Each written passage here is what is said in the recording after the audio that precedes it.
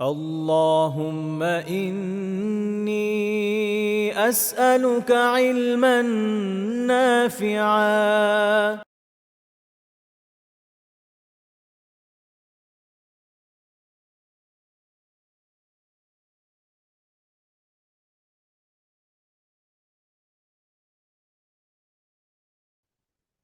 بسم الله الرحمن الرحيم الحمد لله والصلاة والسلام على رسول الله وعلى آله وأصحابه أجمعين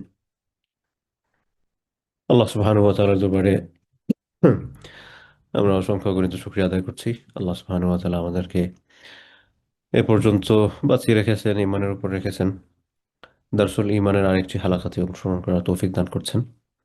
আমাদের প্রতি আল্লাহ সুবহানাহু ওয়া তাআলার অসংখ্য গণিত নিয়ামতকে সামনে রেখে আমরা আল্লাহ সুবহানাহু ওয়া তাআলার দরবারে শুকরিয়া আদায় করে পড়ছি আলহামদুলিল্লাহ।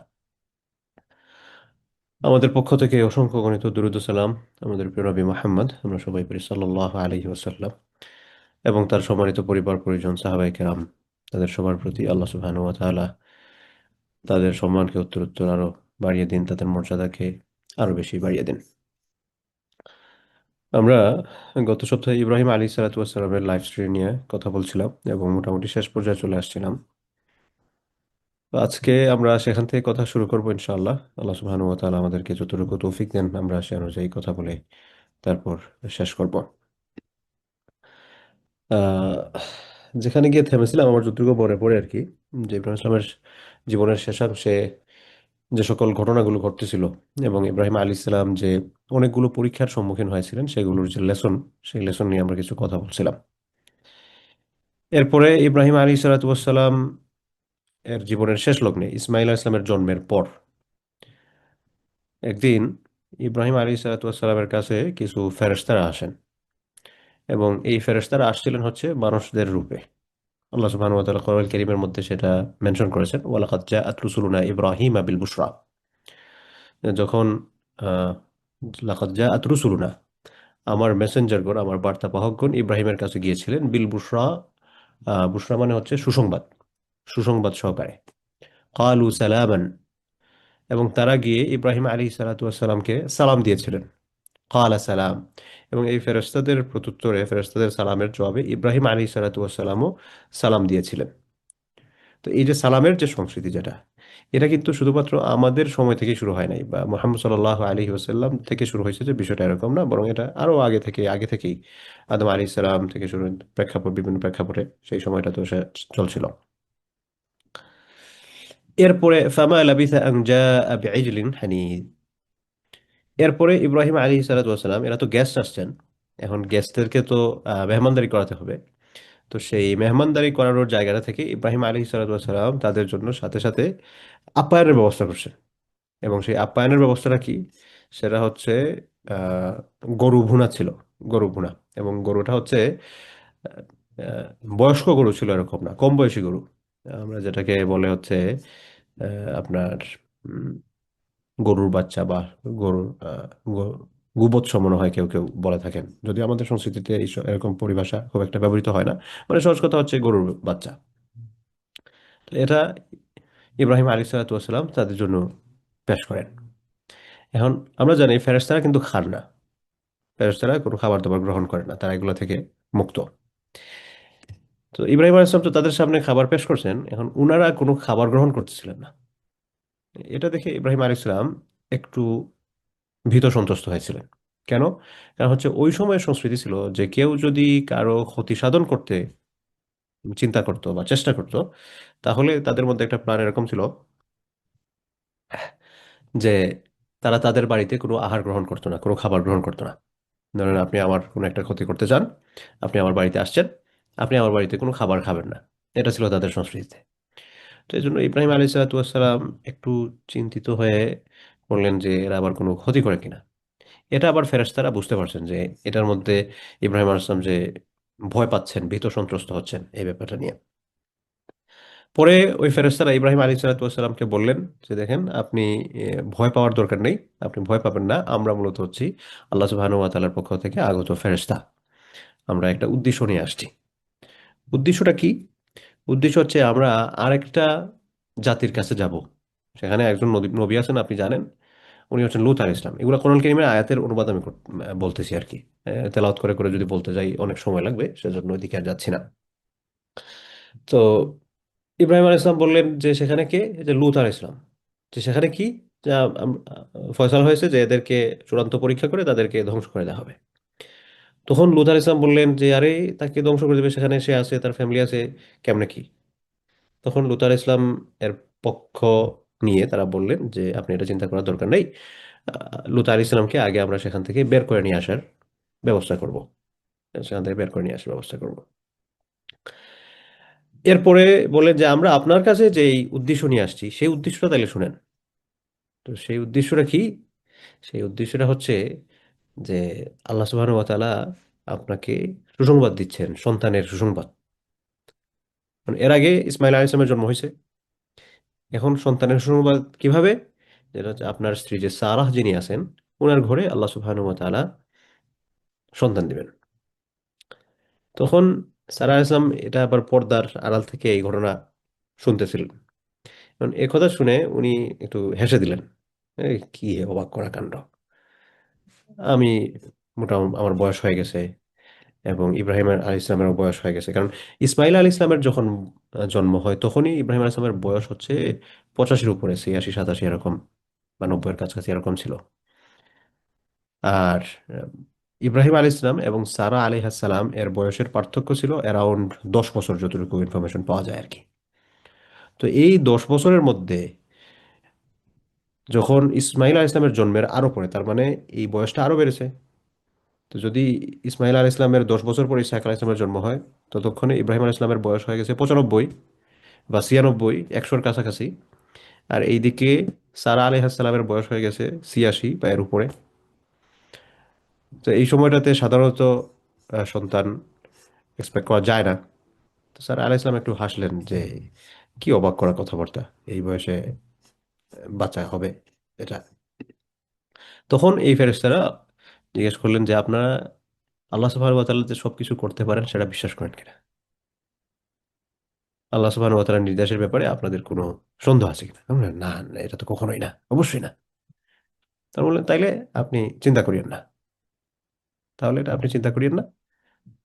এরপরে আল্লাহ সুবহানাহু ওয়া তাআলা তাদেরকে সন্তান দিলেন। কখন দিলেন? ইব্রাহিম আলাইহিস সালামের বয়স হচ্ছে 100-র কাছাকাছি, আর সারা আলাইহিস সালামের বয়স হচ্ছে 90-এর কাছাকাছি, এই সময়টাতে। এবং আহ, যে সন্তান দিলেন, এই সন্তান হচ্ছেন ইসহাক আলাইহিস সালাম। এবং ওনার যে ফ্যামিলি ট্রাইব যেটা আছে, ফ্যামিলি চেইন, এর মধ্যে অনেক নবীদের আগমন হয়েছে, নবী রাসূলদের আগমন হয়েছে। এটা হচ্ছে ইব্রাহিম আলাইহিস সালামের জীবনের সাথে জড়িত গুরুত্বপূর্ণ একটা ঘটনা। আর একটা ঘটনা, ওকে, একবার ইব্রাহিম আলাইহিস সালাম আল্লাহ সুবহানাহু ওয়া তাআলাকে বললেন, ওয়াইদ ক্বালা ইব্রাহিম রব্বি আরিনি কাইফা তুহিল মাউতা, যে আল্লাহ, আপনি মৃতকে কিভাবে জীবিত করেন, আমার একটু দেখান। কারণ আল্লাহ সুবহানাহু ওয়া তাআলা ইব্রাহিম আলাইহিস সালামকে জিজ্ঞেস করলেন, আওয়ালাম তুমিন, তুমি কি বিশ্বাস করো না আমি যে মৃতকে জীবিত করি? কালা বালা, ইব্রাহিম আলাইহিস সালাম বলেন, "ও, এটা তো আমি করি, হ্যাঁ হ্যাঁ অবশ্যই করি। ওয়ালাকিন লিয়াতমাইন্না কলবি, তবে আমি চাই আমার অন্তরের একটু প্রশান্তি আসুক। ইতমেনানুল কলব, মানে অন্তরের প্রশান্তি, অন্তরের স্যাটিসফ্যাকশন, যেটা স্যাটিসফ্যাকশন অফ দ্য মাইন্ড বা স্যাটিসফ্যাকশন অফ দ্য হার্ট বা স্যাটিসফ্যাকশন অফ, যেটাই বলেন আর কি, যে আমার অন্তরের প্রশান্তির জন্য আমি একটু দেখতে চাই। তখন আল্লাহ সুবহানাহু ওয়া তাআলা বললেন, ঠিক আছে, ক্বালা ফাখুয আরবাআতাম মিনাত তায়রি, 4টা পাখি নিয়ে আসো, 4টা পাখি ধরো, ফাসুরহুন্না ইলাইকা সুম্মা জাআল আলা কুল্লি জাবালিন মিনহুন্না জুজআন সুম্মা দউহুন্না ইয়াতিনাকা সাইয়া। 4টা পাখি নাও, 4টা পাখিকে তুমি পোষ মানাও, লালন পালন করো, তারপর হচ্ছে এগুলিকে জবাই করো, জবাই করে এগুলার যে অংশগুলো আছে এগুলোকে বিভিন্ন অংশে বিভক্ত করে এরপর বিভিন্ন পাহাড়ের মধ্যে রেখে আসো, এক একটা অংশ এক একটা পাহাড়ে। তারপরে সুম্মা দউহুন্না, এখন এদেরকে ডাক দাও, ইয়াতিনাকা সাইয়া, তারা তোমার দিকে দৌড়ে আসবে, হেঁটে আসবে না। ইয়াতিনাকা সাইয়া, সাইয়া মানে হচ্ছে আস্তে আস্তে না, দৌড়ে চলে আসা। ওয়ালাম আন্নাল্লাহ আলা ওয়ালাম আন্নাল্লাহ আজিজুন হাকিম। এরপরে আল্লাহ সুবহানাহু ওয়া তাআলা বলেন, ওয়ালাম, জেনে রাখো, আন্নাল্লাহ, নিশ্চয় আল্লাহ সুবহানাহু ওয়া তাআলা, আজিজুন, পরাক্রমশালী, হাকিম, বিজ্ঞময়, প্রজ্ঞাময়, জ্ঞানময়, যেটাই বলেন না কেন।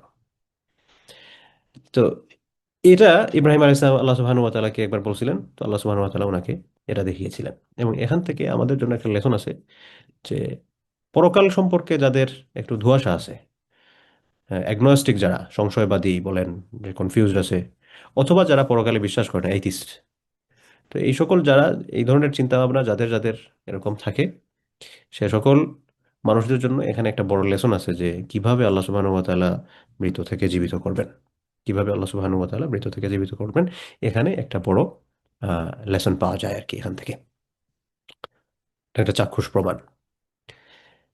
এরপরে ইব্রাহিম আলী সালাতামের মাধ্যমে উল্লেখযোগ্য যে কাজ হয়েছে সেটা হচ্ছে আল্লাহ সুবহানাহু ওয়া তাআলা তার ঘর ইব্রাহিম আলাইহিস মাধ্যমে রিকনস্ট্রাক্ট করেছেন, পুনর্নির্মাণ যেটাকে বলা হয়।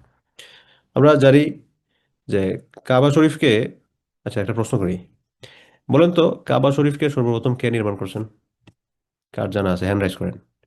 কাবা শরীফ, কাবা যেটা, এটা আমার সর্বপ্রথম কে নির্মাণ করেছেন কে জানেন? সিলভি রোমানা বলেন।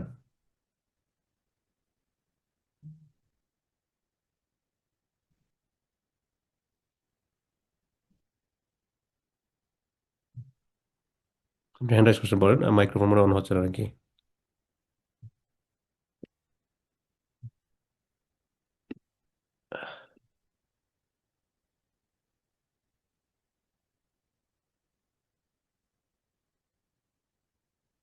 আচ্ছা, এখানে লিখিত হচ্ছে যে আদম আলাইহিস সালাম। এটা একদিক দিয়ে ঠিক আছে। তো মূলত হচ্ছে কাবা শরীফ সর্বপ্রথম নির্মাণ করেছিলেন হচ্ছে ফেরেশতাদের মাধ্যমে। ফেরেশতারা সর্বপ্রথম কাবা শরীফ নির্মাণ করেছিলেন। পরবর্তীতে আদম আলী ইসলাম যখন পৃথিবীতে আসেন, এই বিশ্বে আসার পর আদম আলী ইসলাম ওই ফেরেশতারা যে স্ট্রাকচারের মধ্যে কাবাটা নির্মাণ করেছিলেন, এই স্ট্রাকচারটা জিব্রাইল আলাইহিস সালাম আদম আলী ইসলামকে দেখিয়ে দিয়েছিলেন যে এইভাবে কাবাটা নির্মাণ করা হয়েছে। পরে তারা এই স্ট্রাকচার অনুযায়ী আবার নির্মাণ করা হয়। এরপরে নূহ আলী ইসলামের সময় যে বড় যে প্লাবন যেটা হয়েছিল, বড় বন্যা, এই বড় বন্যার সময় কাবার আশপাশে এটাও প্লাবিত হয়েছিল এবং কাবার যে মেইন স্ট্রাকচার, এই মেইন স্ট্রাকচারটা মোটামুটি ঠিক ছিল, কিন্তু কাবা শরীফটা ক্ষতিগ্রস্ত হয়েছিল, ভেঙে গেছিল। এরপরে এই ঘরটা আল্লাহ সুবহানাহু ওয়া তাআলা ইব্রাহিম আলাইহিস সালাতু ওয়াস সালামের মাধ্যমে এটাকে আবার রিকনস্ট্রাক্ট করেন। এবং সেখানে ইব্রাহিম আলাইহিস সালামের সাথে হযরত ইসমাইল আলাইহিস সালাতু ওয়াস সালামের অংশগ্রহণ ছিল। তারা এটাকে রিকনস্ট্রাক্ট করেছিলেন, পুনর্নির্মাণ করেছিলেন, সংস্কার করেছিলেন। এবং এ ব্যাপারে আল্লাহ সুবহানাহু ওয়া তাআলা কোরআন কারীমের বিভিন্ন আয়াত বলেন, সূরা হাজ আছে বা ইব্রাহিমের বিভিন্ন জায়গায় বলেছেন। যেমন একটা আয়াত আছে, وإذ بوأنا لإبراهيم مكان البيت ألا تشرك بي شيئا وطهر بيتي للطائفين والقائمين والركع السجود। وإذ بوأنا لإبراهيم, আল্লাহ সুবহানাহু ওয়া তাআলা ইব্রাহিম আলাইহিস সালামকে যখন এই ঘরের জায়গাটা ঠিক করে দেন, মাকান আল বাইতি, ঠিক করে দিয়ে বলছিলেন, তিনি বলছিলেন আল্লাহ তুশরিক বি শাইআ, যে এটা হচ্ছে আমার এখানে ঘর বানাবা, বাবার তোটা বলতেছি, যে আল্লাহ তুশরিক বি শাইআ, আমার সাথে কাউ কাউ শরিক করবে না কাউকে। ওয়া তাহির বাইতিয়া, এবং তুমি আমার এই ঘরটাকে পবিত্র করবা। লিত্তাইফিনা, যারা তওয়াফ করবে তাদের জন্য। ওয়াল কাইমিন, যারা দাঁড়াবে তাদের জন্য। দাঁড়াবে মানে কি? মানে হচ্ছে নামাজে দাঁড়ানো আর কি। ওয়ার রুকআই সুজুদ, রুকু সেজদা যারা করবে তাদের জন্য এটাকে পবিত্র করবে। অর্থাৎ you will make this place as a very very holy place, এটাকে খুব খুব পবিত্র জায়গায় তুমি রূপান্তর করবে। ইব্রাহিম আলাইহিস সালামের প্রতি আল্লাহ সুবহানাহু ওয়া তাআলার সেই আদেশ ছিল এবং ইব্রাহিম আলাইহিস সালাম সেটা পূরণ করেছেন। এরপরে তো কাবাগর নির্মাণ করলেন। কাবাগর নির্মাণ করতে গিয়ে আল্লাহ সুবহানাহু ওয়া তাআলা সেখানে সরাসরি জান্নাতের কিছু উপকরণ সেখানে দিলেন। একটা আছে হাজরে আসওয়াদ, তারপর হচ্ছে মাকাম ইব্রাহিম। এরপরে ইব্রাহিম আলাইহিস সালাম মানুষদের জন্য আল্লাহর পক্ষ থেকে ঘোষণা করলেন, ওয়াআযযিন ফিন নাস, তুমি মানুষদের মধ্যে ঘোষণা করে দাও। কি ঘোষণা? বিল হাজ্জি, হজের ব্যাপারে। ইয়াতুকা রিজালা ওয়া আলা কুল্লি দামিরি ইয়াতিনা মিন কুল্লি ফাজ্জিন আমিক।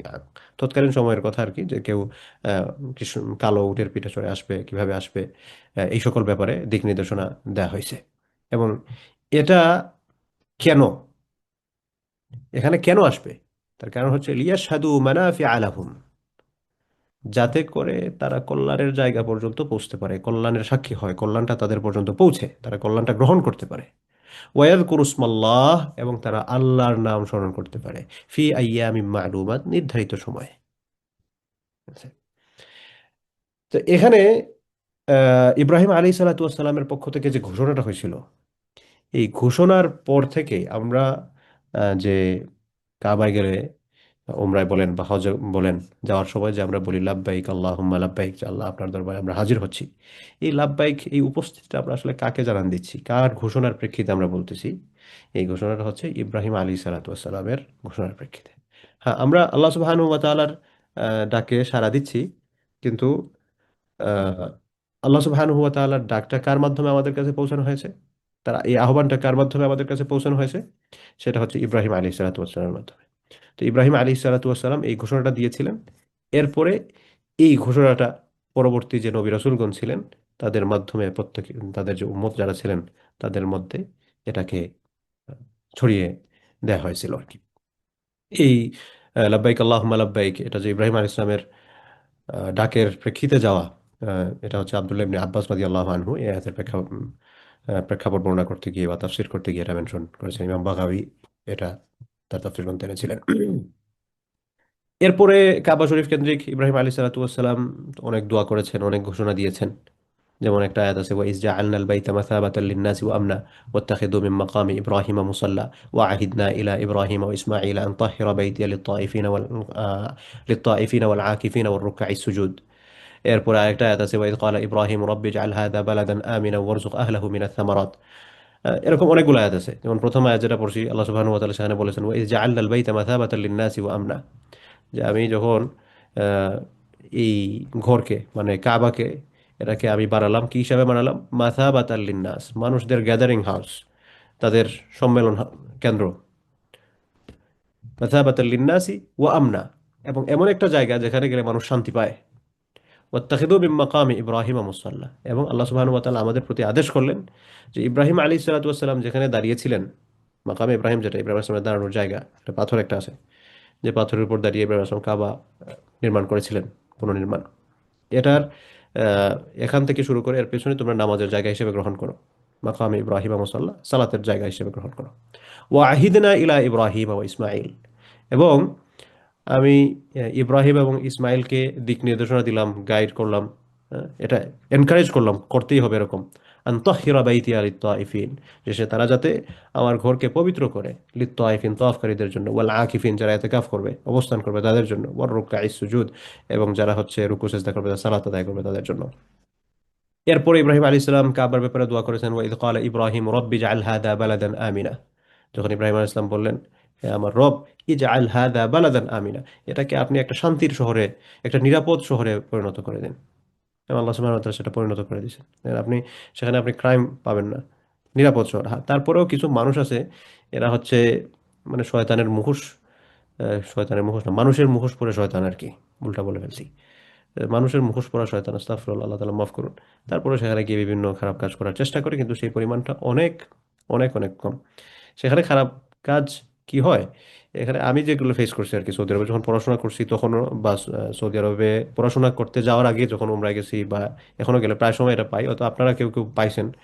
হঠাৎ করে এসে দেখবেন একজন এসে বলতেছে যে আমার পাসপোর্ট ভিসা সব হারা গেছে, আমার পাসপোর্ট ভিসা সব হারা গেছে, এখন আমি কিভাবে বাড়িতে যাবো, আমি তো বুঝতে পারতেছি না, দেশে যাবো, আমাকে একটু সহযোগিতা করেন। এটা কিছু কিছু ক্ষেত্রে সত্য হতে পারে যে একজনের হয়ে গেছে, কিন্তু আপনি দেখবেন অনেক মানুষ এসে আপনাকে সেম, আরে এত মানুষের পাসপোর্ট হারায়, এত মানুষের পাসপোর্ট ভিসা সমস্ত সবকিছু হারায়। মূলত হচ্ছে এটা সেখানকার অন্যতম একটা কমন প্রতারণার মাধ্যম আছে আর কি। আল্লাহ সুবহানাহু ওয়া তাআলা এদেরকে হেদায়েত দান করুন, মাফ করুন, হেদায়েত দান করে, অথবা এদেরকে এখান থেকে সরিয়ে দিন যদি নসিবে মাফ না থাকে। তো এমনিতে আল্লাহ সুবহানাহু ওয়া তাআলা এই শহরকে নিরাপদ করেছেন। হ্যাঁ, এরপরে আল্লাহ সুবহানাহু ওয়া তাআলার কাছে ইব্রাহিম আলাইহিস সালাম অনেক দোয়া করেছিলেন, যেমন ওয়া ইদ ইয়ারফাউ ইব্রাহিমুল কওয়াইদা মিনাল বাইতি ওয়া ইসমাঈল, যখন ইব্রাহিম আসলাম এবং ইসমাইল আলাইহিস ইসলাম কাবা শরীফের যে রিকনস্ট্রাক্ট করার জন্য এটার যে মেইন স্ট্রাকচার, এটাকে যখন বানিয়ে ফেললেন, এটার উপর কাবা শরীফ দাঁড়িয়ে যাচ্ছে এরকম, এটার ভিত যেটা আছে, ফাউন্ডেশন যেটা আছে, এটা যখন নির্মাণ করলেন, তখন দোয়া করেন, রব্বানা তাকাব্বাল মিন্না, হে আল্লাহ, হে আমাদের রব, হে আমাদের প্রতিপালক, আমাদের পক্ষ থেকে এটাকে কবুল কবুল করুন। ইন্নাকা আনতাস সামিউল আলিম, আপনি হচ্ছেন সর্বশ্রোতা, আপনি হচ্ছেন সব জানেন, সব সব জানেন।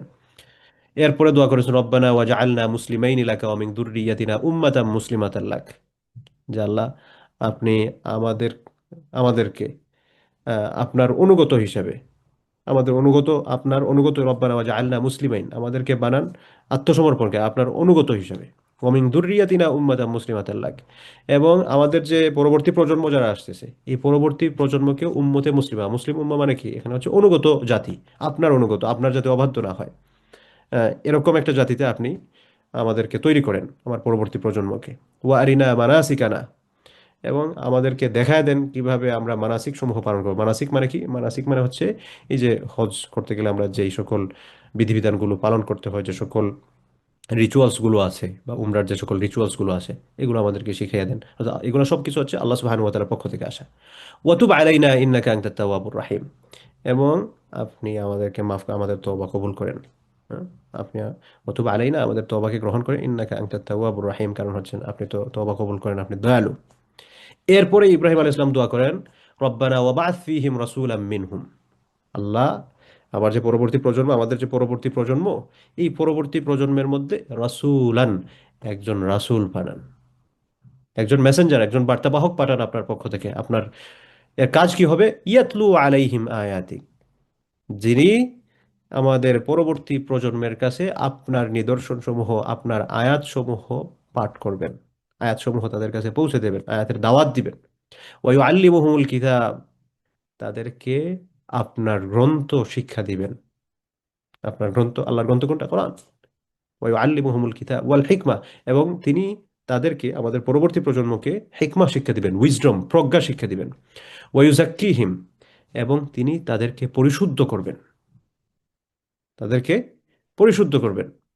ইন্নাকা আনতাল আজিজুল হাকিম, নিশ্চয়ই আপনি হচ্ছেন আজিজ, পরাক্রমশালী, হাকিম, প্রজ্ঞাময়। ঠিক আছে?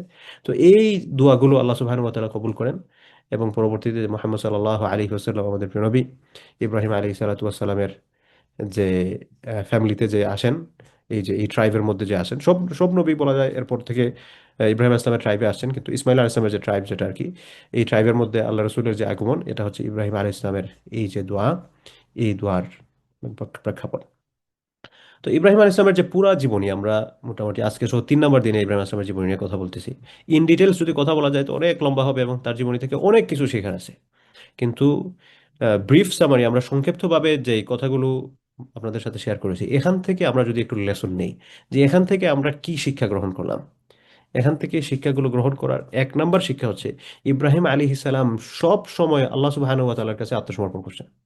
What ever situation he was in, যেই ধরনের অবস্থার মধ্যে তিনি থাকেন না কেন, অল টাইম, সব সময় ইব্রাহিম আলাইহিস সালাম আল্লাহ সুবহানাহু ওয়া তাআলার কাছে আত্মসমর্পণ করেছেন। আল্লাহ সুবহানাহু ওয়া তাআলা যখন বলছেন, ইয ক্বালা লাহু রাব্বুহু আসলিম, যে তুমি অনুগত হও, ক্বালা আসলামতু লিরাব্বিল আলামিন, যে আমি সমস্ত জাহানের প্রতিপালকের কাছে আত্মসমর্পণ করলাম। সব সময় কত বড় বড় পরীক্ষা, খতনা করার কথা বললেন, খতনা করছেন, সেলা জবাই করার কথা করছেন, আগুনে ঝাঁপ দেওয়ার কথা করছেন, ফ্যামিলি ছাড়ো করছেন, সব কিছু সব সময়। এরপর আরেকটা লেসন হচ্ছে, যে আপনি যখন আল্লাহ সুবহানাহু ওয়া তাআলার কাছে প্রিয় হতে চাইবেন, আল্লাহ সুবহানাহু ওয়া তাআলার কাছে বড় হতে চাইবেন, বড় হওয়া মানে কি, যে আল্লাহ সুবহানাহু ওয়া তাআলার নিকটবর্তী যারা আছেন, আল্লাহর কাছে যাদের সম্মান বেশি, এই দিকে যখন আপনি হাঁটতে চাইবেন, তখন আপনি বড় বড় পরীক্ষায় পড়বেন। আপনি তত বেশি আল্লাহর তত প্রিয় হবেন, যত বেশি আপনি পরীক্ষা ফেস করবেন। তো আপনি আহ, যখন আল্লাহর পথে হাঁটা শুরু করবেন, তখন আপনার বিভিন্ন ধরনের বিভিন্ন সমস্যা আসতে পারে। সব সময় আসবে এরকম না, তবে এই চিন্তা থাকতে হবে যে যদি আসে, তখন বেসুবর হওয়া যাবে না, মনে করা যাবে না আর এই কি এক মুসিবতের মধ্যে পড়লাম। যদি পরীক্ষা না আসে, আলহামদুলিল্লাহ। আর পরীক্ষা যদি আসে, তাহলে সেটা সাহসের সাথে মোকাবেলা করা। এগুলো হচ্ছে ইব্রাহিম আলাইহিস সালাতু ওয়াস সালামের জীবনীর মেইন যে সকল লেসন আছে, এই সকল লেসনের সংক্ষিপ্ত কিছু বিষয় আমি শেয়ার করলাম আর কি আপনাদের সাথে। ইব্রাহিম আলাইহিস সালাতু ওয়াস সালামের পর এরপর যে নবীদের কথা আসে, সেখানে ধরেন ওনার যে 2 সন্তান আছেন, একজন হচ্ছেন ইসহাক আর একজন হচ্ছেন ইসমাইল। আবার আরেক দিকে হচ্ছেন ইব্রাহিম আলাইহিস সালামের এক সোর্সে পাওয়া যায় যে উনি ইব্রাহিম আলাইহিস সালামের চাচাতো ভাই ছিলেন। আরেক সোর্সে পাওয়া যায় যে তিনি হচ্ছেন ইব্রাহিম আলাইহিস সালামের ভাতিজা ছিলেন, হযরত লূত আলাইহিস সালাম। তো এই সকল নবীদের কথা আসে আর কি।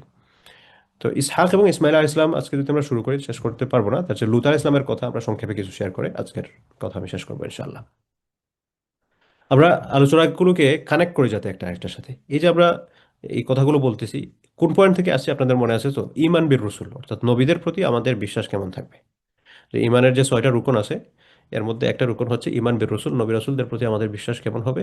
তো এই নবী রাসূলদের কথা বলতে গিয়ে আমরা বলেছিলাম যে কোরআনুল কারীমে যে সকল নবী রাসূলদের কথা মেনশন করা হয়েছে, তাদের জীবনী সম্পর্কে টুকটাক কোরআন সুন্নাহয় যে সকল বিষয় পাওয়া যায়, সেই সকল বিষয়গুলো আমরা জেনে সে অনুযায়ী তাদের প্রতি বিশ্বাস করা। তো সেই হিসাবে আমরা ইব্রাহিম আলাইহিস সালামের জীবনী শেষ করছি, আদম আলাইহিস সালাম থেকে শুরু করছিলাম, সোফার আমরা ইব্রাহিম পর্যন্ত আসছি। আর এখন আমরা কথা বলতে যাচ্ছি লূত আলাইহিস সালাতু ওয়াস সালামের বিষয়ে। লূত আলাইহিস সালাম এবং ইব্রাহিম আলাইহিস সালাম সর্বপ্রথম পাশাপাশি ছিলেন।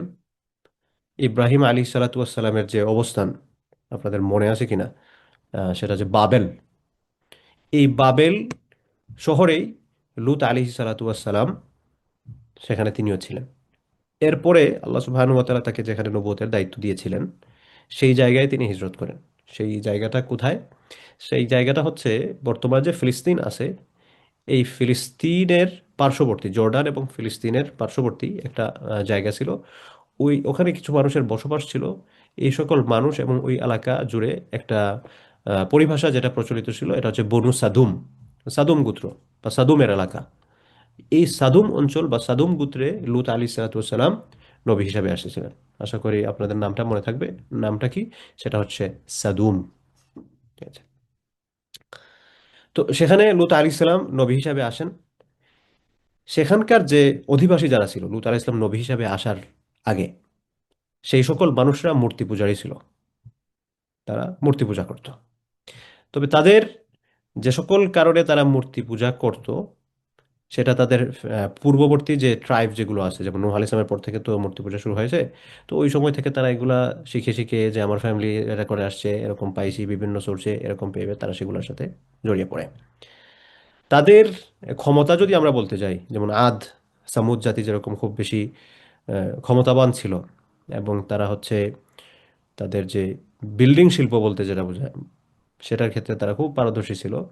ঠিক ওরকমভাবে লূত আলাইহিস সালাম যে জাতির প্রতি এসেছিলেন, এই জাতীয় তৎকালীন সময়ে দুনিয়াবি যে বিদ্যাসমূহ আছে জীবনযাপন করার জন্য, কারুকার্যময়, এই সকল ফিল্ডে তারা অত্যন্ত উন্নতির শিখরে সমাসীন ছিল, অত্যন্ত উন্নতির শিখরে। এবং এই উন্নতির ক্ষেত্রে তাদের সফলতা বেশি হওয়ার কারণে তারা বিলাসবহুল জীবনযাপনে নিজেদেরকে অভ্যস্ত করেছিল।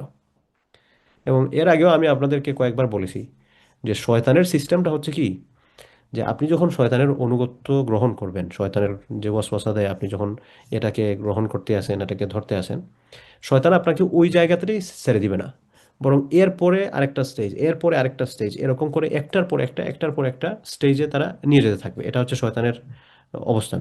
যেমন মনে করেন, শয়তান আপনাকে আজকে ওয়াসওয়াসা দিল মিথ্যা কথা বলার জন্য, মানে আপনি মিথ্যা বলা শুরু করছেন, শয়তান কি আপনাকে ছেড়ে দিবে মনে করছেন? যে না, এখন তাইলে আর শয়তান, যেহেতু আমি যারে ধরছিলাম সে মিথ্যা কথা বলে ফেলছে, তাইলে তার পিছন ছেড়ে দেই? না, শয়তান আপনাকে চেষ্টা করছে আপনি এখন মিথ্যা বলেন, তাইলে আপনাকে এখন কিভাবে ঘুষের সাথে জড়িত করা যায়। এখন আপনি ঘুষের সাথে জড়িত হয়েছেন, শয়তান থেমে যাবেন না, তখন চিন্তা করবে কিভাবে সুদের সাথে জড়িত করা যায়। সুদের সাথে জড়িত হয়েছেন, ঠিক আছে, তাহলে কি দেখা যাবে, চেষ্টা করবে সে কিভাবে ইমান থেকে বের করা যায় কিনা, এরকম একটার পরে একটা নিচের স্টেপে নিতে থাকবে। তো লূত আলী ইসলামের যে মানুষ যারা ছিলেন, তো তৎকালীন সময়ে তিনি যে জাতির কাছে এসেছিলেন, তো তারা ভোগ বিলাসে মত্ত হয়ে এমনিতেই তো শিরকের মধ্যে লিপ্ত ছিল, মুশরিক ছিল, মূর্তি পূজারী ছিল। কিন্তু শয়তান তো তাদেরকে সে অবস্থায় ছাড়বে না, তাদেরকে আরো নিচের কোন স্টেজে নিয়ে আহ, কি পাপের সাথে জড়িত করা যায়, সেইভাবে বিভিন্ন ধরনের পাপে তারা, শয়তান তাদেরকে অভ্যস্ত করার চেষ্টা করলো। করতে করতে একটা পর্যায়ে এই সকল মানুষদের মধ্যে একটা খারাপ সংস্কৃতি গড়ে উঠলো। সেই খারাপ সংস্কৃতিটা কি? সেটা হচ্ছে হোমোসেক্সুয়ালিটি, সমকামিতা যেটা হয়। সমকামিতা আজকে যে বিশেষ করে পশ্চিমা বিশ্বে যেটা খুব সয়লাব, এবং সাবকন্টিনেন্টেও এটা আস্তে আস্তে প্রবেশ করতেছে, এবং প্রবেশ করতেছে বলা যায় কি, অলরেডি প্রবেশ করে ফেলছে। আগে যেখানে এগুলোর নাম শোনাই যেত না, এগুলা বর্তমানে এখন ভালোই চর্চার মধ্যে আছে, এবং অনেকে এটাকে এস্টাবলিশ করার জন্য চেষ্টাও করতেছেন বা এজেন্ডার মধ্যে রাখছেন। আল্লাহ মাফ করুন। তো যখন এই মানুষেরা এই কাজগুলো শুরু করলো, তখন আল্লাহ সুবহানাহু ওয়া তাআলা লূত আলাইহিস সালামকে তাদের কাছে নবী হিসেবে প্রেরণ করলেন, তাদেরকে দ্বীনের দাওয়াত দেওয়ার জন্য।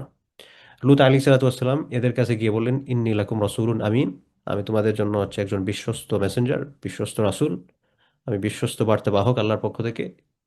ফাত্তাকুল্লাহ, সুতরাং তোমরা আল্লাহকে ভয় করো, ও আতিউনি, আমার অনুসরণ করো, আমার অনুসরণ করার মাধ্যমে তোমরা আল্লাহর কথা শোনো। ওয়ামা আসআলুকুম আলাইহি মিন আজরিন, আর আমি যে তোমাদেরকে এই ভালো কাজের কথাগুলো বলতেছি তোমাদের কাছ থেকে আমার বিনিময় নেই আর কিছু নাই। তোমাদের কাছ থেকে কিচ্ছু চাই না। ইন আজরিয়া ইল্লা আলা রাব্বিল আলামিন, আমার যা প্রতিদান নেয়ার সেটা হচ্ছে আমি আল্লাহ সুবহানাহু ওয়া তাআলার কাছ থেকে নিব, আল্লাহর কাছ থেকে নিব। এবং তিনি জিজ্ঞেস করলেন যে তোমরা এই যে এগুলা কি করতেছো, আতাতুনা যুকরানা মিনাল আলামিন, এই তোমরা তো বিশ্ববাসী, এই দুনিয়ার মধ্যে তোমরাই হচ্ছে প্রথম যারা হচ্ছে এই সমকামিতা করতেছো। সি সি সি সি সি, এরকম একটা অবস্থা আর কি। তো এই আয়াতের প্রেক্ষাপটে উমাইয়া খেলাফতের একজন খলিফা ছিলেন, ওনার নাম ছিল ওয়ালিদ ইবনে আব্দুল মালিক। সো ওয়ালিদ ইবনে আব্দুল মালিক উনি একবার এক প্রেক্ষাপটে বলছিলেন যে আল্লাহ সুবহানাহু ওয়া তাআলা কওমে লুতের এই যে খারাপ দিক যেটা, এরা যে সমকামী ছিল, এটা যদি আল্লাহ সুবহানাহু ওয়া তাআলা না বলতেন তাহলে কখনো আমার মাথায় এটা আসতো না যে এরকম কিছু হতে পারে, যে সমকামিতা হোমোসেক্সুয়ালিটি নামে যে কোনো কিছু এক্সিস্ট করে, সেটা আমার তো মাথায় ছিল না এরকম কিছু হতে পারে। তো এগুলো খুব অপরিচিত ছিল আর কি, খুব অপরিচিত, এরকম কিছুই ছিল না। তো লুত আলাইহিস সালাম তাদেরকে জিজ্ঞেস করলেন যে তোমরা যুকরানা মিনাল আলামিন, তোমরা এত এত খারাপ তোমরা কিভাবে হলে, এত পচা, এত এত খারাপ, কেমনে সম্ভব এগুলা? তখন তারা উল্টা বলল, লা ইল্লাম তানতাহি ইয়া লুতু লাতাকুনান্না মিনাল মুখরাজিন। লুত, তুমি যদি এগুলা থেকে বিরত না থাকো, এই যে তুমি আমাদেরকে এগুলা থেকে বারণ করতেছো, এগুলা থেকে যদি তুমি বিরত না হও, তাহলে তোমারে কিন্তু এখান থেকে বহিষ্কার করবো, এখানে থাকতে পারবে না, বের করে দেবো। তখন লুত আলী সালাতাম তাদেরকে উদ্দেশ্য করে বললেন, কালা ইন্নী লিআমালিকুম মিনাল খালিন, তোমরা এই যে কাজগুলা করতেছো, এই কাজ, এগুলো আমি ঘৃণা করি, অপছন্দ করি। তো লুত আলাইহিস সালাম তার কওমকে আরো বিভিন্ন সময় বিভিন্ন নাসিহা করেছেন। আরেকবার বলছেন, ওয়ালুতান ইয ক্বালা লিকাওমিহি ইন্নাকুম লাতাতুনাল ফাহিশাতা মা সাবাকাকুম বিহা মিন আহাদিন মিনাল আলামিন। তো হে আমার গোত্র, তোমরা এমন একটা খারাপ জিনিস নিয়ে আসছো, তোমাদের পূর্বে এই খারাপ জিনিস আর কেউ করে নাই, আর কেউ করে নাই, তোমরাই হচ্ছে প্রথম এই খারাপ জিনিসটা তোমরা নিয়ে আসছো। ইন্নাকুম লাতাতুনার রিজাল ওয়া তাকতাউনাস সাবিল, তোমরা এই যে সমকামিতায় লিপ্ত আছো, ওয়া তাকতাউনাস সাবিল, ডাকাতি করো মানুষের পথ বন্ধ করে, ওয়া তাতুনা ফি নাদিকুমুল মুনকার, এবং তোমরা হচ্ছে যখন মানুষজন কয়েকজন মিলে বসো কোথাও মজলিস, কোনো একটা বৈঠক, সেখানে তোমরা প্রকাশ্যে পাওয়াচার করো। লুত আলাইহিস সালামের কওমের তিনটা অপরাধ ছিল মোটা দাগে। একটা ছিল তারা সমকামী ছিল, দুই নম্বর অপরাধ ছিল হচ্ছে তাদের মধ্যে রাহাজানি, ডাকাতি, সন্ত্রাসবাদ, এটা খুব বেশি ছিল। তিন নম্বর হচ্ছে তারা প্রকাশ্যে খারাপ কাজ করতো, প্রকাশ্যে। একটা আছে না যে মানুষজন খারাপ কাজ করে কিন্তু গোপনে, কিন্তু তাদের মধ্যে এটা ছিল তারা প্রকাশ্যেই খারাপ কাজ করতো। তাহলে এটা হচ্ছে তাদের নেগেটিভ তিনটা পয়েন্ট, তাদের এই তিনটা মূল অপরাধ ছিল, মূল অপরাধ। এরপরে লুত আলী ইসলামকে তারা বললো যে তুমি এখান থেকে বের হয়ে যাও, আখরিজুহুম মিন কারিয়াতিকুম। তো এরপরে লুত আলী ইসলাম যখন দেখলেন যে এবার এটা এদেরকে আর কোনোভাবেই সম্ভব না, কোনোভাবেই সম্ভব না, তখন লুত আলী ইসলাম তাদেরকে বললেন, দেখো তোমরা যদি ঠিক নাও তাহলে কিন্তু আল্লাহ আযাব দিয়ে ধ্বংস করে দেবেন, ধ্বংস করে দেবেন। তখন তারা ওই যে ক্ষমতাবান তো, অতিরিক্ত ক্ষমতাবান, তারা আরো ঠাট্টা বিদ্রুপ করতে পারে, এ তোমার ক্ষমতা, যাও তোমার আযাব নিয়ে আসো, যাও নিয়ে আসো তোমার আযাব, দেখা যাক কি এমন আযাব নিয়ে আসো, নিয়ে আসো। এখন লুত আলাইহিস ইসলাম দেখলেন যে এরা তো এমন অহংকারী হয়েছে যে কোনোভাবেই তারা তাদের এই অবস্থান থেকে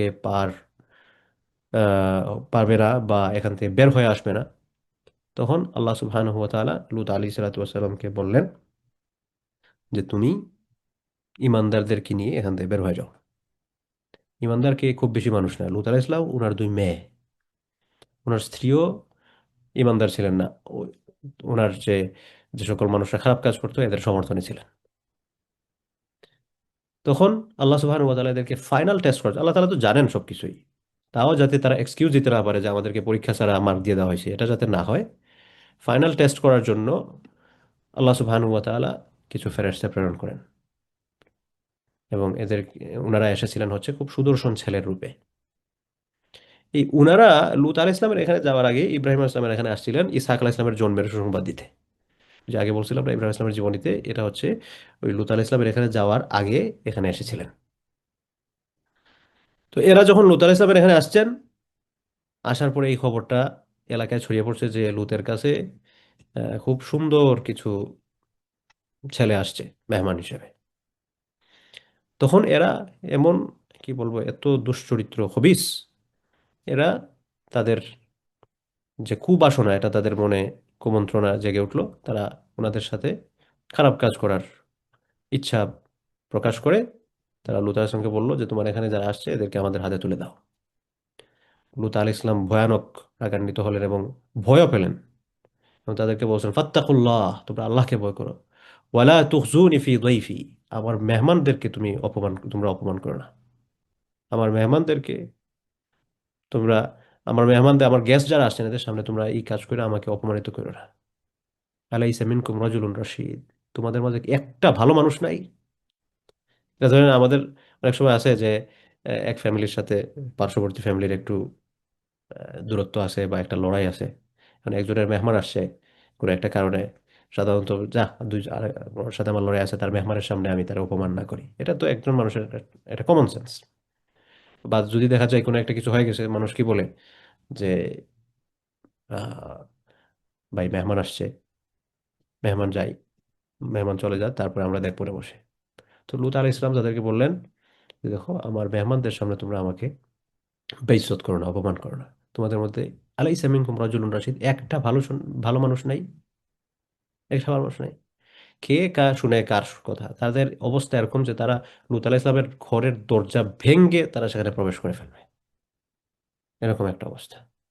তখন লুত আলাইহিস সালাম খুব আফসোস করে বলছিলেন, قال هذا يوم عصيب, এটা তো আমার জন্য খুবই কষ্ট সংকুল, বড় সংকটময় একটা দিন, একটা সংকটময় একটা দিন। এরপরে লুত আলী সালাতামকে ওই ফেরেশতারা বললেন, আপনি ভয় পায়েন না, আমরা আপনাদের কাছে যে গ্যাস হিসেবে আসছি, আমরা গ্যাস না, আমরা ফেরেশতা। ইয়া লুত ইন্না রুসুল রব্বিক, আমরা হচ্ছি আপনার প্রভুর দূত। লাই ইয়াসিলু ইলাইক, এরা আপনার পর্যন্ত পৌঁছতে পারবে না, আপনি চিন্তা করেন না এগুলা। এরপরে লুত আলী সালাতাম তার যে ইমানদার অনুসারী আছেন অল্প স্বল্প, ওনাদেরকে নিয়ে সেখান থেকে বের হয়ে গেছেন, এবং আল্লাহ তালা ওনাকে বলেছিলেন যে পিছন দিকে ফিরে তাকাবে না। তো ওনারা এখান থেকে গেছেন, এবং লুত আলাইহিস সালামকে বলে দিলেন তুমি তোমার স্ত্রীকে নিতে পারবে না। এই জন্য দেখেন, একজন আরেকজনের সাথে সম্পর্কের মেইন ভিত্তিটা হচ্ছে ইমানের সম্পর্ক। আর একজন আমার আত্মীয় হলে, উনি যদি বেঈমান হন তাকে আমি সম্মান করব। যেমন ইব্রাহিম আলী সাল্লাম, তার পিতা বেঈমান ছিলেন, ওনাকে সম্মান করেছেন। ইব্রাহিম ইসলাম বলছেন আমি তার জন্য দোয়া করব। লুত আলাইহিস সালাম ওনার ওয়াইফকে দাওয়াত দিয়ে সর্বোচ্চ চেষ্টা করছেন, কিন্তু যখন লিমিট ক্রস হয়ে যাবে তখন আমি কোনটাকে অগ্রগামিতার পথে রাখবো, দিন নাকি ফ্যামিলি? অবশ্যই দিন, অবশ্যই দিন। তো লুত আলাইহিস সালাম যখন উনি ওনার এলাকা থেকে বের হয়ে চলে আসতেছিলেন, তখন লুত আলাইহিস সালামের প্রতি দিক নির্দেশনা ছিল পিছনে তাকাবে না, তোমার ওয়াইফকে নিয়ে আসা যাবে না। লুত আলাইহিস সালাম তাই করলেন। আল্লাহ সুবহানাহু ওয়া তাআলা আযাব দিলেন। কি আযাব? আল্লাহ সুবহানাহু ওয়া তাআলা কোরআনুল কারীমের মধ্যে সেটা মেনশন করেছে, ফালাম্মা জা আমরুনা জাআলনা আলিয়াহা সাফিলাহা, যখন আমার আদেশের সময় আসলো, আমি উপরকে নিচ করে দিলাম আর নিচকে উপর করে দিলাম। মানে কি? মানে হচ্ছে, এটা তো ভূমি, এটাকে উল্টায় ফেললাম, ধরেন এটা, এটাকে আমি এইভাবে উল্টায় ফেলছি। যে আল্লাহ সুবহানাহু ওয়া তাআলা লূত আলাইহিস ইসলামের সেখানকার যে জাতি যেটা বসবাস করতো, মানুষদের যে যেখানে বসবাস চলছিল, এটাকে আল্লাহ সুবহানাহু ওয়া তাআলা জিবরাইল আলাইহিস সালামের মাধ্যমে, জিবরাইল আলাইহিস সালাম আসছেন, এসে এটাকে উপরে উঠায় উল্টায় ছেড়ে দিয়েছেন উপর থেকে। এবং সেটা ছেড়ে দিয়েই শেষ না, ও আমতারনা আলাইহা হিজারাতাম মিন সিজ্জিলিম মানদুদ, এদের উপর পাথর নিক্ষেপ করছেন উপরে, পাথর, পাথর মেটাল প্রস্তর পরে, এগুলো মেরে মেরে একদম এদেরকে মাটির সাথে মিশিয়ে দিয়েছেন। এবং এদেরকে মাটির সাথে মিশিয়ে দিয়ে, এটা কোন জায়গায় ঘটেছিল? সেটা হচ্ছে ফিলিস্তিনের পার্শ্ববর্তী জর্ডান এবং ফিলিস্তিনের ওখানে একটা সাগর আছে, এটাকে বলা হয় হচ্ছে মৃত সাগর, ডেড সি। এই যে ডেড সি যেটা, এই ডেড সি নামক এলাকাতেই এই ঘটনাটা ঘটেছিল। এই যে ডেড সির যে এলাকা, মৃত সাগর যেটা, সেখানে মূলত লূত আলাইহিস সালামের ওই যে মানুষেরা, তাদের বসবাস ছিল। এদেরকে যখন ধ্বংস করে দেন, ওইখানে হচ্ছে সাগরটা গড়ে ওঠে। এবং এটাকে মৃত সাগর এজন্যই বলা হয়, এটার পানি বা এটার ভেতরের যে মাটি টাটি এত বিষাক্ত, সেখানে কোনো প্রকার মাছ বা পানির নিচের যে সকল জন্তু যেগুলো আছে আর কি, সেখানে সার্ভাইভ করতে পারে না সাধারণত, এতটা বিষাক্ত হয়েছে। এবং এটা আল্লাহ সুবহানাহু ওয়া তাআলা পুরা বিশ্ববাসীর সামনে একটা শিক্ষা, একটা জ্বলন্ত উদাহরণ রেখে দিয়েছেন যে দেখো, আজকে যেটা হোমোসেক্সুয়ালিটি, তথাকথিত সেলফ ইন্ডিপেন্ডেন্সের নামে যেটাকে প্রচার করা হচ্ছে, বা একজন মানুষের একটা জিনিস ভালো লাগতেই পারে, সে কেন এটা করতে পারবে না, এই সেই এনতেন, এটা যে কতটা খারাপ এবং কতটা ঘৃণিত, এটার একটা লাইভ লেসন হচ্ছে ডেড সির এই ঘটনাটা, লূত আলাইহিস সালামের এই জাতি। তো আল্লাহ সুবহানাহু ওয়া তাআলা সেই জাতিকে যদি ধ্বংস করতে পারেন, তাহলে বর্তমানে যারা এই সকল কাজ করতেছে, এদেরকে আল্লাহ সুবহানাহু ওয়া তাআলা কি ধ্বংস করতে পারেন না? অবশ্যই পারেন। কিন্তু কেন করতেছেন না? কারণ রাসূল সাল্লাল্লাহু আলাইহি ওয়াসাল্লাম আল্লাহর কাছে কয়েকটা দোয়া করেছিলেন স্পেশালি তার উম্মতের জন্য। এর মধ্যে একটা দোয়া এরকম ছিল যে আল্লাহ সুবহানাহু ওয়া তাআলা যাতে আহ, তার উম্মত মানে কার? আমাদের নবীর উম্মত, আমাদেরকে যাতে একসাথে অন্য যে সকল জাতিকে একসাথে ধ্বংস করে দিয়েছেন, ওই রকম একসাথে যাতে ধ্বংস না করেন, একসাথে যাতে ধ্বংস না করেন। তো এই আল্লাহ রসুলের দুয়ার বদৌলতে আমাদের সোসাইটিতে দেখা যায় এরকম এরকম পাপাচার হচ্ছে যেটা কোনোভাবেই সহ্য করার মতো না। তারপর আল্লাহ সুবহানাহু ওয়া তাআলা সেই সুযোগগুলো দিচ্ছেন। তো এই জন্য আমরা যাতে এগুলোর ব্যাপারে খুব কনসার্ন থাকি, সতর্ক থাকি, বিশেষ করে পশ্চিমা বিশ্বে যাদের বসবাস, এখানে কাউকে বিশ্বাস করা যায় না। আপনি বুঝতেও পারবেন না আপনার বাচ্চা কাচ্চা কোন দিক দিয়ে এটার মধ্যে ইনভলভ হয়ে পড়তেছে। কারণ যারা এগুলা প্রচার করে, তারা, আমরা যেরকম ভাবে মিশনারি চিন্তা ভাবনা আমাদের মধ্যে থাকে, কিভাবে আমি যেটা পালন করতেছি সেটা আমি আরেকজনের কাছে ছড়িয়ে দিতে পারি, তাকে একটু ভালো পথে নিয়ে আসতে পারি, তাদেরও একটা মিশনারি চিন্তা ভাবনা আছে এটাকে নর্মালাইজ করার জন্য। সেজন্য আপনার পরিবার পরিজন, আপনার অধীনস্থ যারা আছেন, যারা স্কুলে যাচ্ছে বা এখানে সোসাইটির সাথে বিলংস করছে, তাদের ব্যাপারে সতর্ক থাকবেন, এই সকল ব্যাপারে ক্লিয়ার খাট ধারণা দিবেন আপনাদের অধীনস্থ যারা আছেন বা আপনাদের পরবর্তী প্রজন্ম যারা আছেন, বাচ্চা কাচ্চা যারা আছেন। এ ব্যাপারে যদি আমরা একটু বেখিয়াল হই, তাহলে কিন্তু অনেক বড় দুর্ঘটনা ঘটে যেতে পারে। আমরা এখানে অনেক সময় ফেস করি, বিশেষ করে আমার অফিসে মোটামুটি মাসে এক দুইটা ঘটনা তো এরকম আসেই, যে প্যারেন্টসরা বাচ্চাকে নিয়ে আসেন যে আমরা তো খেয়াল করি নাই, বুঝতে পারি নাই, সে তো এরকম একটা হয়ে গেছে, এখন কি করা যায়। পরবর্তীতে কথাবার্তা বলে দেখা যায় অনেকে বলে যে আমরা অনেক দূরে চলে গেছি, বা এখান থেকে আমরা ফিরতে পারবো না, আমাদের চিন্তা চেতনা এরকম হয়ে গেছে। মানে একজন মানুষের চিন্তা ভাবনা যখন একেবারে এটার মধ্যে জড়িয়ে পড়বে, তখন একজন মানুষের চিন্তা ভাবনা থেকে এটাকে পুরাপুরি আউট করা, এগুলো কিন্তু কঠিন বিষয়। এগুলো থেকে বের করে আনা অনেক সময় কষ্টকর বা অসম্ভব হয়ে যায় ক্ষেত্রভেদে। এখন তো আহ, আরো অনেক অ্যাডভান্স লেভেলের কার্যক্রম চলতেছে। মানুষজন তার অঙ্গ প্রত্যঙ্গ পরিবর্তন করে ফেলে হরমোন ইনজেকশন বা আরো বিভিন্ন সার্জারি ইত্যাদির মাধ্যমে। কারণ ওই যে শয়তান তো এক জায়গায় একটা মানুষকে বসিয়ে রাখবে না, এটা থেকে নিচে নামাতেই থাকবে, নামাতেই থাকবে, নামাতেই থাকবে। এজন্য যারা পশ্চিমা বিশ্বে বসবাস করেন, এই সকল বিষয়ে খুবই সতর্ক থাকবেন। আল্লাহ সুবহানাহু ওয়া তাআলা যাতে আমাদেরকে এগুলো থেকে বাঁচিয়ে রাখেন, এই সকল ফিতনা থেকে আমাদেরকে যাতে দূরে রাখেন। তো আজকে ইব্রাহিম আলী সালাতামের জীবন নিয়ে আমরা কথা বলছি। তারপর হচ্ছে লুত আলী সালাতামের জীবন নিয়ে আমরা কথা বলছি। তো সেখান থেকে শিক্ষণীয় ইব্রাহিম ইসলামের সম্পর্কে তো কিছু বললাম। লুত আলী ইসলামের জীবনী থেকে আমরা কি শিখি? এক নাম্বার হচ্ছে যে বান্দা যখন ভালো কাজ করেন, এই ভালো কাজগুলো যখন করা হয়, সেগুলা আল্লাহ সুবহানাহু ওয়া তাআলা যেমন দেখেন, দেখে খুশি হন, ঠিক ওরকম ভাবে যখন বান্দা খারাপ কাজ করে, তখন আল্লাহ সুবহানাহু ওয়া তাআলা এগুলো দেখে কষ্ট পান, কষ্ট পান। দুই নাম্বার লেসন হচ্ছে, কোনো জাতিকে আল্লাহ সুবহানাহু ওয়া তাআলা এমনি এমনি ধ্বংস করেন না যতক্ষণ পর্যন্ত না তাদেরকে সতর্ক করতেছেন। তাদের কাছে আল্লাহ তাআলা তার মেসেজটা আগে পৌঁছান, পৌঁছিয়ে তারপর হচ্ছে তাদেরকে শাস্তি প্রদান করেন। তারপর হচ্ছে সমাজের নেতৃস্থানীয় পর্যায়ে যারা থাকেন, অধিকাংশ ক্ষেত্রে সমাজের নেতৃস্থানীয় মানুষেরা সাধারণত আল্লাহর বিরোধিতা করে। অধিকাংশ ক্ষেত্রে, সবাই না, কিন্তু অধিকাংশ ক্ষেত্রে। এবং এরা সমাজকে হচ্ছে বিপথে নিয়ে যায়, এবং বিপথে নিয়ে যাওয়ার পরে যখন সমাজটা বিপদগ্রস্ত হয় তার বিপথে চলার কারণে, তখন আবার এসব নেতা পালিয়ে যায়, এদেরকে আর খুঁজে পাওয়া যায় না। এরপরে আরেকটা লেসন হচ্ছে হোমোসেক্সুয়ালিটি, এটা মারাত্মক পর্যায়ের অপরাধ, যে অপরাধের শাস্তি হচ্ছে এমন যে আল্লাহ সুবহানাহু ওয়া তাআলা এদেরকে মাটির সাথে মিশিয়ে দেবেন, এরকম শাস্তি। তাহলে বর্তমানে যারা এই সকল বিষয়ে প্রচার করে বা এ সকল বিষয়ে পজিটিভ চিন্তা লালন করে বা এ সকল বিষয়ের সাথে জড়িত, এরা কি পরিমাণ শাস্তির সম্মুখীন হতে যাচ্ছে, এরা কিন্তু অনেক বড় একটা ওয়ার্নিং। এরপরে হচ্ছে সর্বশেষ লেসন যেটা আমার মনে আসতেছে, যে ব্যক্তির যদি ঈমান না থাকে, তাহলে ওই ব্যক্তির সাথে আত্মীয়তার সম্পর্ক ওই ব্যক্তিকে আখেরাতে মুক্তি দিতে পারে না। ওই ব্যক্তির যদি ঈমান না থাকে, তাহলে অমুক হচ্ছে আমার ভাই, যে অমুক হচ্ছেন শেখ, তো শেখের বোন হিসেবে আল্লাহ তো ওনাকে মাফ করে দিবেন, বা মুফতি সাহেবের বোন হিসেবে আল্লাহ সুবহানাহু ওয়া তাআলা ওনাকে মাফ করে, মুফতি সাহেবের ভাই হিসেবে আল্লাহ তাআলা মাফ করে দিবেন। হ্যাঁ, সম্ভব না। আল্লাহ রাসূল সাল্লাল্লাহু আলাইহি ওয়াসাল্লাম ফাতেমা রাদিয়াল্লাহু আনহাকে উদ্দেশ্য করে বলছিলেন, ফাতেমা এই যে কবর দেখে বলছেন, এটা হচ্ছে এমন এক জায়গা, সেখানে আমি তোমাকে কোনো কিছু করতে পারবো না, ইয়া নফসি ইয়া নফসি। তো এখানে মামা, খালা, চাচু ইত্যাদির পরিচয়ে আমরা অনেক কিছু করতে পারি, কিন্তু আখিরাতে এটা কোনোভাবেই কোনো কিছু সম্ভব না। যেমন ইব্রাহিম আসলামের পিতা, যেমন লুত আলাইহিস ইসলামের ওয়াইফ, এরকম আর কি। যাই হোক, তাইলে আজকের মতো এতটুকু পর্যন্ত